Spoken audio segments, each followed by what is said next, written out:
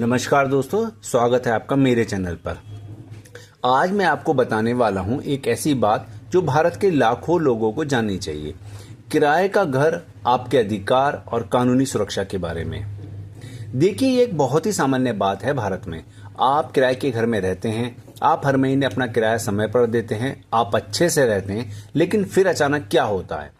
मकान मालिक कहता है किराया 5,000 से 10,000 हो गया, तुम निकल जाओ, या फिर बिजली काट देता है, या सिक्योरिटी डिपॉजिट वापस नहीं करता, या अचानक घर से निकालने की धमकी देता है। और तुम क्या करते हो? निराश हो जाते हो, क्योंकि तुम्हें पता नहीं होता कि कानून क्या कहता है। लेकिन आज मैं बताऊंगा, कानून आपके साथ है, पूरी तरह से आपके साथ है। भारत में रेंट कंट्रोल एक्ट 1948 से लेकर नए मॉडल टेनेंसी एक्ट 2021 तक सब कुछ आपकी सुरक्षा के लिए बना है। आज के इस वीडियो में मैं आपको साफ साफ समझाऊंगा मकान मालिक के अधिकार क्या हैं, आपके अधिकार क्या हैं, सिक्योरिटी डिपॉजिट के सभी नियम, अवैध बेदखली से बचाव कैसे करते हैं, रेंट कंट्रोल एक्ट और मॉडल टेनेंसी एक्ट में क्या अंतर है, लिखित किराया समझौता कैसे बनाते हैं, अगर विवाद हो जाए तो क्या करते हैं, और भी बहुत कुछ। तो चलिए शुरू करते हैं और सीखते हैं कि कैसे आप कानून का सही यूज करके अपनी सुरक्षा कर सकते हैं। तो शुरू करते हैं वीडियो। किराएदार और मकान मालिक के अधिकार। रेंट कंट्रोल एक्ट 1948 से मॉडल टेनेंसी एक्ट 2021 तक किराएदारी का रिश्ता सिर्फ पैसे का लेन देन नहीं है। किराएदारी एक कानूनी अनुबंध है जो दोनों पक्षों को अधिकार और जिम्मेदारियां देता है। यह संबंध विश्वास, स्पष्टता और कानूनी सुरक्षा पर आधारित होना चाहिए। सही जानकारी के अभाव में हजारों परिवार कानूनी उलझनों में फंस जाते हैं। एक वास्तविक घटना है, दिल्ली के एक परिवार ने 5 साल तक किराए के विवाद में न्यायालय में समय बिताया, केवल इसलिए क्योंकि उन्हें अपने कानूनी अधिकारों की सही जानकारी नहीं थी। यही कारण है कि कानूनी शिक्षा इतनी महत्वपूर्ण है। कानून का सफर, पुराना बनाम नया। 1948 में रेंट कंट्रोल एक्ट बना। आजादी के बाद आवास की कमी को देखते हुए किराएदारों की सुरक्षा के लिए लाया गया था। 2021 में मॉडल टेनेंसी एक्ट आया, दोनों पक्षों के बीच संतुलन स्थापित करने और विवाद समाधान को तेज करने के लिए। 1950 से 2020 चुनौतियां रहीं। मकान मालिकों के अधिकार सीमित थे, संपत्ति बाजार में समस्याएं, किराए पर देने में हिचकिचाहट। इन दोनों कानूनों के अंतर को समझते हैं। विषय: किराया वृद्धि। रेंट कंट्रोल एक्ट 1948 में अत्यधिक नियंत्रित, बढ़ाना मुश्किल। मॉडल टेनेंसी एक्ट में बाजार आधारित समझौतों के अनुसार। Security deposit. रेंट कंट्रोल 1948 के तहत कोई निर्धारित सीमा नहीं। मॉडल टेनेंसी एक्ट 2021 में आवासीय में 2 महीने का सिक्योरिटी डिपॉजिट, वाणिज्य में 6 महीने का। बेदखली प्रक्रिया जो थी पुराने वाले कानून में यानी रेंट कंट्रोल एक्ट में बहुत ही जटिल और लंबी थी। नए वाले मॉडल टेनेंसी एक्ट 2021 में बहुत ही स्पष्ट आधार और तेज प्रक्रिया है। विवाद समाधान सामान्य न्यायालय में होता था रेंट कंट्रोल एक्ट 1948 में।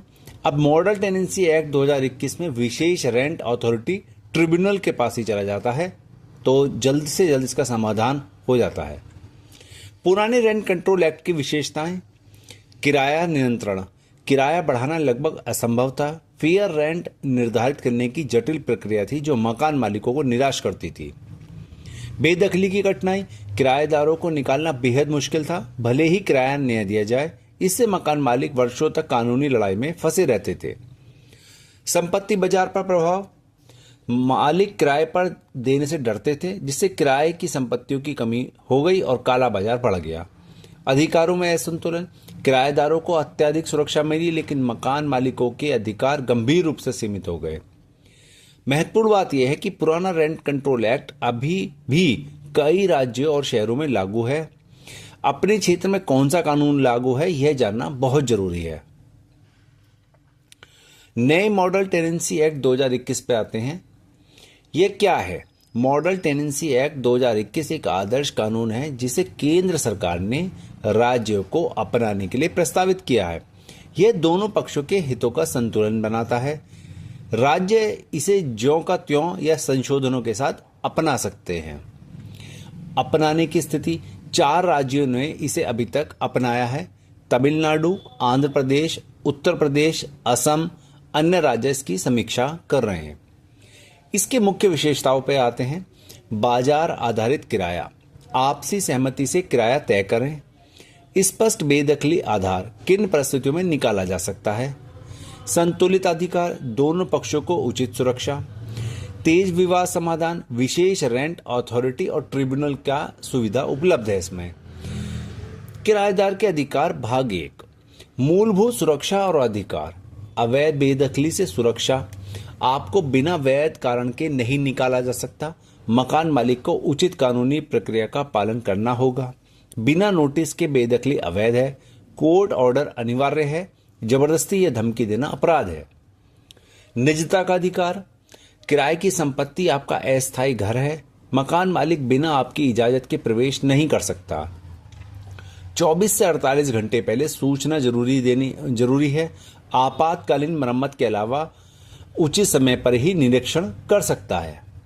बुनियादी सुविधाओं का अधिकार, पानी, बिजली या अन्य बुनियादी सेवाओं को जानबूझकर बंद करना अवैध है। आज किराए के विवाद में भी सेवाएं नहीं काटी जा सकती। स्ट्रक्चरल मेंटेनेंस मालिक की जिम्मेदारी है। रहने योग्य स्थिति बनाए रखना जरूरी है। एक मामले से समझते हैं। मुंबई में एक मकान मालिक ने किराए के विवाद में किराएदार की बिजली काट दी। न्यायालय ने इसे अवैध माना और मालिक पर जुर्माना लगाया। किराएदार के अधिकार, भाग 2, सिक्योरिटी डिपॉजिट और रखरखाव। 2 महीने का आवासीय संपत्ति के लिए अधिकतम सिक्योरिटी डिपॉजिट है। 6 महीने का वाणिज्यिक संपत्ति के लिए अधिकतम सिक्योरिटी डिपॉजिट है। 1 महीने में किराएदारी समाप्त होने पर डिपॉजिट वापसी का समय है। मरम्मत की जिम्मेदारी, मकान मालिक की जिम्मेदारी। संरचनात्मक मरम्मत, दीवारें, छत, नींव, प्लम्बिंग और इलेक्ट्रिकल सिस्टम, पेंटिंग, सामान्य टूट फूट, बड़े उपकरणों की मरम्मत। किराएदार की जिम्मेदारी, दैनिक सफाई और रखरखाव, छोटी मोटी मरम्मत, बल्ब, फ्यूज बदलना, लापरवाही से हुई क्षति, ये सब किराएदार की जिम्मेदारी हैं। सिक्योरिटी डिपॉजिट देते समय हमेशा लिखित रसीद लें। यह आपको सबसे महत्वपूर्ण दस्तावेज है। बिना रसीद के दिए गए पैसे मिलने में समस्या हो सकती है। ये महत्वपूर्ण सलाह दी जाती है आपको। मकान मालिक के अधिकार, संतुलित कानून मकान मालिकों को भी उचित अधिकार देता है, बशर्ते वे कानूनी प्रक्रिया का पालन करें। बेदखली का अधिकार, वैध कारण, लगातार किराया न देना, अनुबंध की शर्तों का उल्लंघन, अनाधिकृत किराएदारी, संपत्ति का दुरुपयोग या क्षति, स्वयं या परिवार के उपयोग की आवश्यकता। किराया वृद्धि का अधिकार, मॉडल टेनेंसी एक्ट के तहत समझौते में निर्धारित नियमों के अनुसार आमतौर पर 10% से हर 3 साल में उचित नोटिस देना अनिवार्य है, बाजार दर के अनुरूप। संपत्ति सुरक्षा का अधिकार, आप अपेक्षा कर सकते हैं कि किराएदार संपत्ति का उचित रखरखाव करे, संरचनात्मक बदलाव से पहले अनुमति ले, पड़ोसियों को परेशान न करे, संपत्ति का अवैध उपयोग न करे। सभी कार्रवाइयां कानूनी प्रक्रिया के अनुसार होनी चाहिए। जबरदस्ती, धमकी या सेवाएं काटना अवैध है और आपके खिलाफ कानूनी कार्रवाई हो सकती है। अगर बेदखली की बात आती है तो बेदखली की जो कानूनी प्रक्रिया है उसको समझते हैं। लिखित नोटिस देना पड़ेगा, न्यायालय आदेश, फिर पुलिस बेदखली अगर परेशानी होती है तो। बेदखली के लिए वैध आधार, किराए में चूक, लगातार 2 से 3 महीने किराया न देना, अनअधिकृत उपकिराया, बिना अनुमति दूसरे को किराए पर देना, मतलब किराएदार ही दूसरा किराएदार रख ले। अनुबंध उल्लंघन, जो आपने उससे कॉन्ट्रैक्ट करा उसका कोई उल्लंघन हो रहा हो, समझौते की शर्तों को तोड़ना। संपत्ति का दुरुपयोग, आवासीय को वाणिज्यिक में बदलना या क्षति पहुंचाना, कमर्शियल काम कर लेना उसमें। पुलिस बिना न्यायालय के आदेश के किसी को नहीं निकाल सकती। यदि ऐसा होता है तो यह अवैध है और आप कानूनी सहायता ले सकते हैं। लिखित किराया और समझौता, यह आपकी बहुत बड़ी सुरक्षा है। एक मजबूत किराया समझौता दोनों पक्षों को सुरक्षा देता है और विवादों को रोकता है। पक्षों की पूर्ण जानकारी, मालिक और किराएदार का नाम, पता, संपर्क नंबर, पहचान पत्र नंबर, आधार, पैन आदि। संपत्ति का विस्तृत विवरण, पूरा पता, क्षेत्रफल, कमरों की संख्या, सुविधाओं की सूची, फर्नीचर विवरण आदि। वित्तीय शर्तें, मासिक किराया, भुगतान की तारीख, विलंब शुल्क, सिक्योरिटी डिपॉजिट राशि, जिम्मेदारियां और नियम, मरम्मत की जिम्मेदारी, उपयोग, प्रतिबंध, पालतू जानवरों की नीति, अवधि और notice, lock in period, notice अवधि 1 से 3 महीने, नवीनीकरण की शर्तें, कानूनी अनुपालन, 11 महीने से अधिक के लीज का रजिस्ट्रेशन अनिवार्य है। समझौते को स्टाम्प पेपर पर बनाएं और दोनों पक्षों के हस्ताक्षर के साथ गवाहों के हस्ताक्षर भी लें। यह कानूनी रूप से मजबूत दस्तावेज बनाता है। तो दोस्तों, यह था किराएदार और मकान मालिक के अधिकारों की संपूर्ण जानकारी। मुझे आशा है कि इस वीडियो में आपको अपने कानूनी अधिकारों के बारे में सही समझ मिल गई होगी। लेकिन याद रखिए, सिर्फ जानना काफी नहीं है, आपको अपने अधिकारों का उपयोग भी करना होगा। हमेशा रिटर्न रेंटल एग्रीमेंट बनवाएं, सिक्योरिटी डिपॉजिट के सभी नियम जान लें, प्राइवेसी और बेसिक सुविधाओं का अधिकार जानें, सब कुछ डॉक्यूमेंट करें, विवाद हो तो पहले बातचीत करें, अपने स्टेट के स्पेसिफिक रूल्स जानें, जरूरत पड़ने पर लॉयर से सलाह लें, अपने अधिकारों के प्रति कॉन्शियस रहें। हमारा कानून बहुत अच्छा है, लेकिन सिर्फ उन लोगों के लिए जो अपने अधिकारों को जानते हैं। अगर आप नहीं जानते तो कोई भी आपको परेशान कर सकता है। इसलिए ये जानकारी शेयर करें, अपने परिवार को बताएं, दोस्तों को बताएं, रिश्तेदारों को बताएं, क्योंकि जागरूकता ही सबसे बड़ी शक्ति है। अगर यह वीडियो आपको पसंद आए हो तो कृपया लाइक करें, कमेंट करें, शेयर करें और सब्सक्राइब करें। बेल आइकन दबाएं तो आपको नोटिफिकेशन मिलती रहे नेक्स्ट वीडियो की। तो अगली वीडियो में मिलते हैं, तब तक के लिए जय हिंद, जय भारत, जय संविधान।